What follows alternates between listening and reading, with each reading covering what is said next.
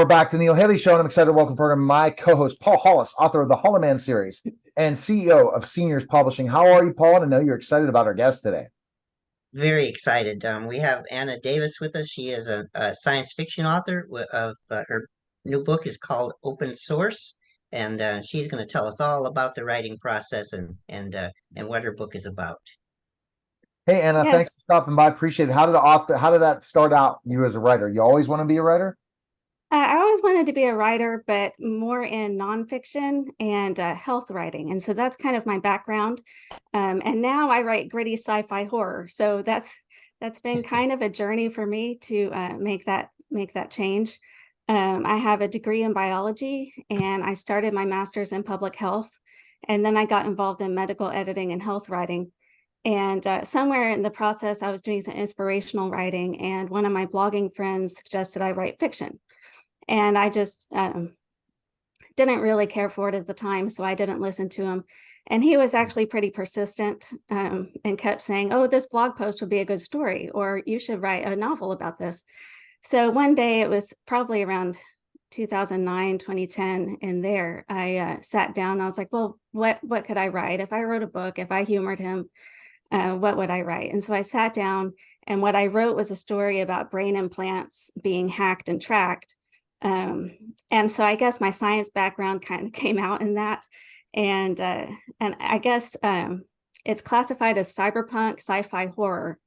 Some really bad things happen in the story. And that's kind of how that came about.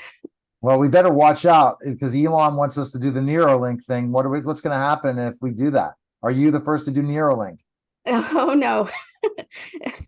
No, because of what I write, I'm going to stay far away from that stuff. But I have to be honest with you, a lot of the research into neural implants is some solid science. And it's actually brain-computer interface, and neural implants are actually being used right now to help paralysis and stroke victims and epilepsy and a whole bunch of other things. And those are really good uses for it. I personally have my own mental health struggles, and if you could give me a brain implant to make all that go away, it would be tempting. But because of what I write, I wouldn't do it. I would no doubt I'm the first for Neuralink when it comes out because I would just love to have AI all in my head. Because really I've been utilizing AI all the time now since ChatGPT came out, and I'm really into it. And I really figured out what it does to really utilize my talents now. So I can come up with great ideas and really allow them to, the AI to expand upon it. But I could imagine if there was what you did in this book, and we don't want to give it away, but oh my gosh, that'd be scary, right? Once Yeah, we're well, controlled, I can talk a little bit about what happens without giving too much away. So really, my main character is just a regular guy, and it's set in 2048 in Dallas. And in this future, there's people with brain implants, and there's also an implanted ID chip.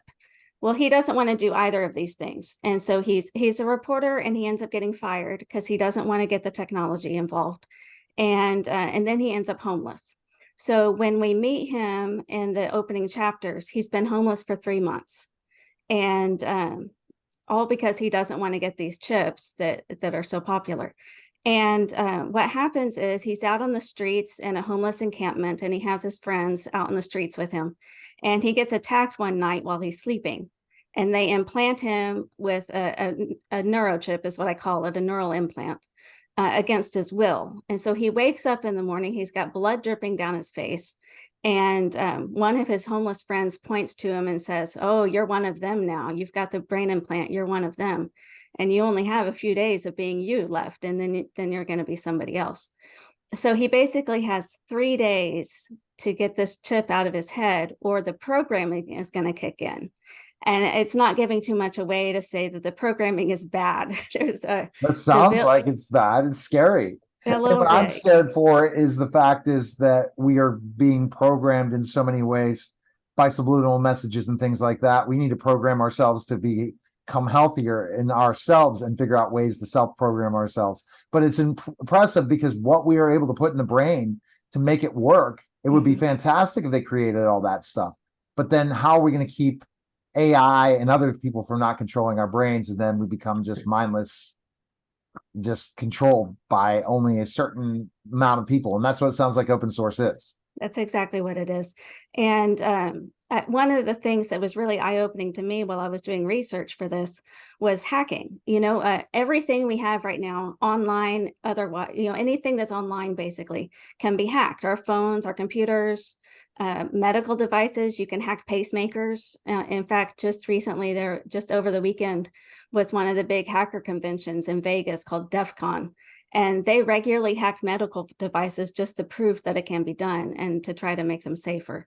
So that stuff is happening right now. And so imagine if you had, a neural implant interfacing with your brain and affecting your thoughts and your behavior and what you're doing. And maybe you can, some of the cool applications would be you wouldn't forget things. You could store the memories and access them anytime you like. And that'd be kind of fun. As a human, I think that'd be fun. But what if that was hacked, just like anything else can be hacked? I would almost prefer it be a benevolent AI in charge of it rather than a bunch of people. People freak me out. People can be kind of screwed up as far as villains and dark things like that. All right. Paul, any questions? No, this is fascinating. I could listen to you all day, Anna. This is great. Yeah. Thank you. So what has been the feedback for your book so far? What have we been hearing It's about? very, very good. I've had really good reviews. One of the cooler reviews is, I don't know how much you know about the cyberpunk genre, Matrix and going back into the 80s.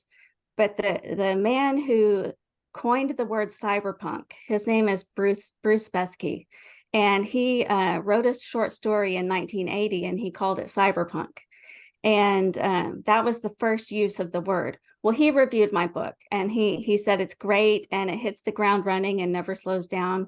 And that was really, really exciting to me because that was kind of an OG player telling me that the book was good. And so that was a high point.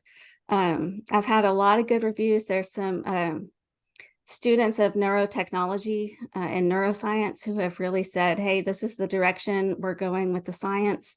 We need more stuff like this, more people to explore what's the societal implications of the technology. So it's been very great, very good feedback. Fantastic. Where's the best place people can go and purchase your book and learn more about you? Where can they go? Amazon is probably the easier place. Search Anna L. Davis open source. The whole series, it is actually a series. It's called the Enhancement Series. So you can kind of use Amazon as a jumping off point. I'm also in Nook, the Barnes & Noble app Nook, and Apple Books, and some independent bookstores and some libraries. If yours doesn't have it, you can request it.